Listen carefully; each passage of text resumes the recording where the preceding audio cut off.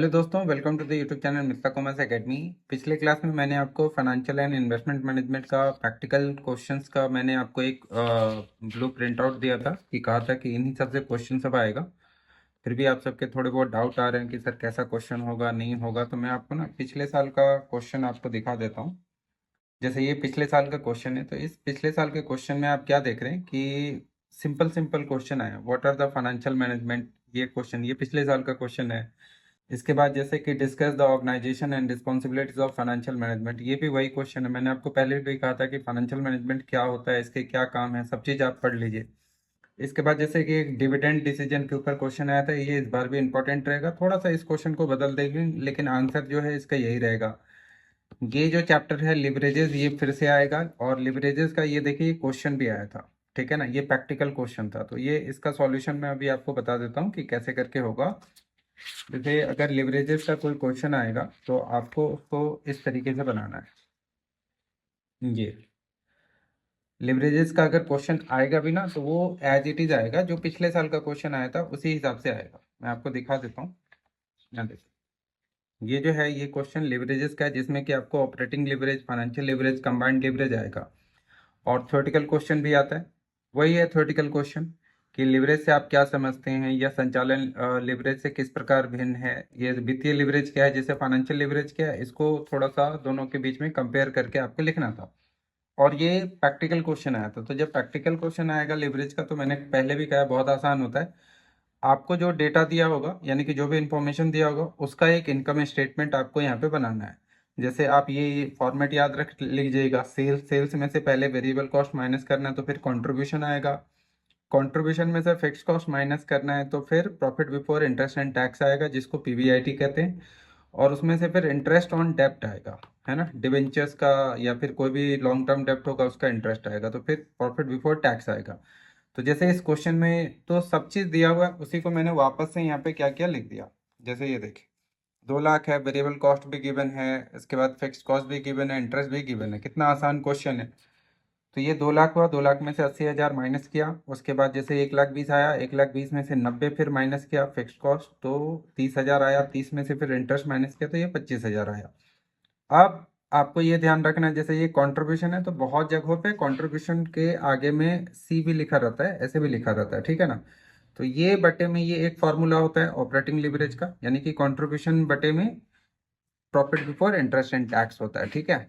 और प्रॉफिट ये है, interest on tax, sorry, contribution ये है, और profit before interest and tax ये है। तो यहाँ पे जो लिवरेज आया, ऑपरेटिंग लिवरेज, वो 4 आया। फाइनेंशियल लिवरेज भी बड़ी आसानी से ये बटे में ये होता है, यानी कि पीबीआईटी बटे में पीबीटी। और कंबाइंड लिवरेज क्या होता है, तो इन दोनों को अगर आप मल्टीप्लाई करेंगे तो कंबाइंड लिवरेज हो गया।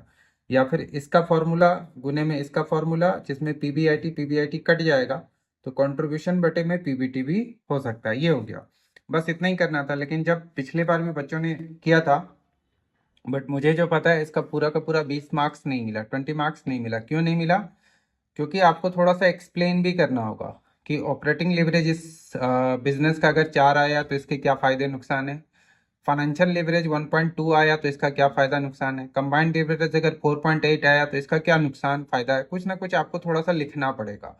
तो थ्योरेटिकल भी पढ़ के जाइए इसका, और प्रैक्टिकल क्वेश्चन आया तो इसी तरीके से। और जो थ्योरी में आप लिखेंगे वही थोड़ा सा इस कंपनी का बना के आप लिख दीजिएगा, ठीक है। तो ये तो एक हो गया, लिवरेजेस से रिलेटेड हो गया। इसके बाद जैसे ये क्वेश्चन जो है, ये कैपिटल बस्टिंग का क्वेश्चन है। मैं बार बार कह रहा हूँ कि पे बैक पीरियड निकालने के लिए आया था। तो जैसे इसका पे बैक पीरियड कैसे निकलेगा वो भी देख लीजिए, बहुत आसान है। एक ये जो क्वेश्चन था, जिस क्वेश्चन में लिखा हुआ है कि एक प्रोजेक्ट है जिसका कॉस्ट है 1 लाख रुपया, और ये 6 साल चलेगा, तो आप इसका पे बैक पीरियड बताइए। तो पे बैक पीरियड का मतलब है कि आप ऐसे मान के चलिए कि आपने किसी बिजनेस में 1 लाख रुपया लगाया, बिजनेस के किसी प्रोजेक्ट में 1 लाख रुपया लगाया, जो 6 साल तक चलेगा। और 6 साल में उससे ये सब आमदनी आपकी आएगी, मतलब प्रॉफिट आएगा, ये मान के चलिए आप। तो कितने दिनों में आपका 1 लाख रुपया आपको ऊपर हो जाएगा, इसी को हम पे बैक पीरियड कहते हैं। मतलब जिस प्रोजेक्ट में हम जो पैसा लगाते हैं वो पैसा कितने दिनों में हमें मिल जाएगा। तो इसको बनाना भी बहुत आसान है। जैसे ईयर लिया हमने, इनफ्लो लिया, कैश इन क्यूमुलेट कर लिया। इसको क्यूमुलेट का मतलब क्या हो गया, ये 30,000 30,000, और फिर इस 30 को जोड़ेंगे, 30 20 50, फिर इस 50-20 को जोड़ेंगे तो 70, ऐसे ऐसे चलना है जैसे है ना। ये 30-20 को जोड़ा, फिर 50-20, फिर 70-18, फिर 88-18, फिर उसके बाद ये इस तरीके से जोड़ना है। तो आप क्या देखेंगे कि 1 लाख रुपया इन दोनों जगहों पे हमें ऊपर हो रहा है, यानी कि यहाँ तो ऊपर हो ही गया है पूरा, लेकिन एग्जैक्ट 1 लाख कहाँ पे हुआ है, तो यहाँ पे हुआ है। तो इसीलिए हम लोगों ने ये चौथा ईयर ले लिया, ठीक।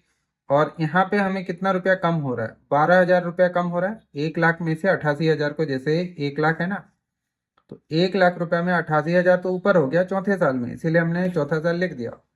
और 1 लाख में केवल 88,000 ही हमें ऊपर हुआ था, तो इसमें से अगर आप इसको माइनस करेंगे तो 12,000, अभी और 12,000 हमें कमाना बाकी है, जो कि अगले साल के 18,000 में हमने कमा लिया होगा। तो कितने दिनों में कमाया, तो इस 18 में 12, तो 12/18, इसीलिए हमने कर दिया। और जो भी आपका आंसर आएगा ये आपका पे बैक पीरियड होगा। तो पे बैक पीरियड भी बहुत आसान होता है।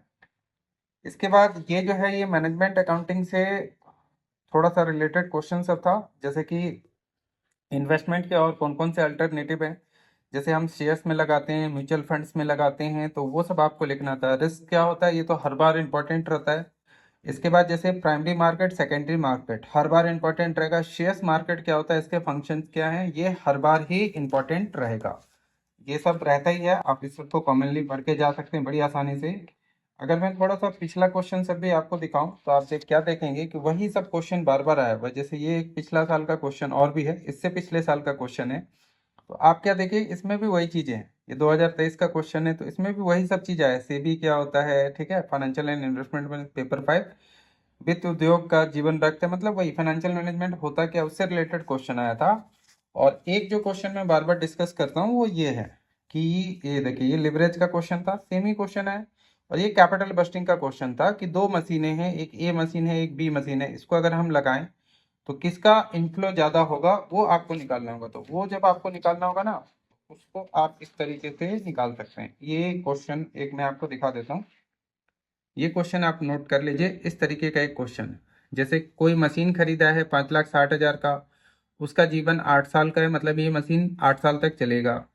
और इसमें 12 रुपए का जैसे सेल्स होता है, वेरिएबल कॉस्ट 6 होता है, फिक्स कॉस्ट इतना होता है, डेप्रिसिएशन भी इसमें इंक्लूड है।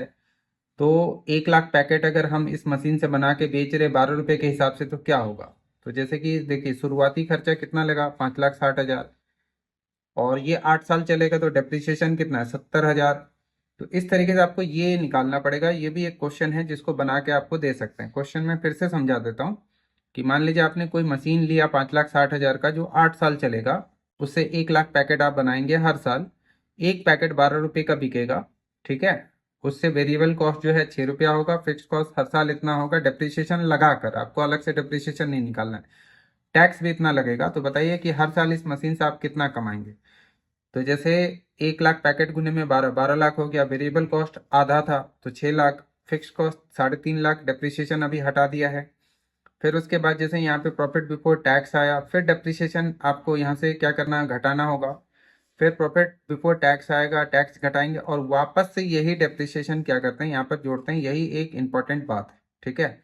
इसके ऊपर भी मैंने एक वीडियो बनाया हुआ है। तो कैपिटल बस्टिंग से रिलेटेड अगर आप देखेंगे कि नेट कैश इनफ्लो कैसे निकालते हैं, उसको अगर आप देखेंगे तो आपको बड़ी आसानी से समझ में आ जाएगा। लेकिन कोई घबराने वाली बात नहीं है, कल ही आपका एग्जाम है, तो इसमें बहुत ही सिंपल सिंपल ही क्वेश्चन आएगा। थ्योरेटिकल जो पिछले वीडियो में बताया, प्रैक्टिकल जो पिछले वीडियो में बताया था उसी के आधार पे आप पढ़ के जाइएगा, यही सब पढ़ के जाइएगा। और थ्योरेटिकल क्वेश्चन जो पिछले 2-3 सालों में आया वही सभी आएगा, कुछ भी नया नहीं आएगा, ठीक है। सेबी वगैरह के बारे में पढ़ के जाइए, शेयर मार्केट के बारे में जानते ही होंगे, तो वही सब क्वेश्चन सब आएगा, कोई घबराने पैनिक वाली बात नहीं है। तो आज की इस वीडियो में मुझे यही सब बताना था। आई होप इस वीडियो से थोड़ी बहुत तो हेल्प हो ही जाएगी आप सबको। आज के लिए इतना ही। Thanks for watching this video and all the best for your examination. Thank you so much, good bye.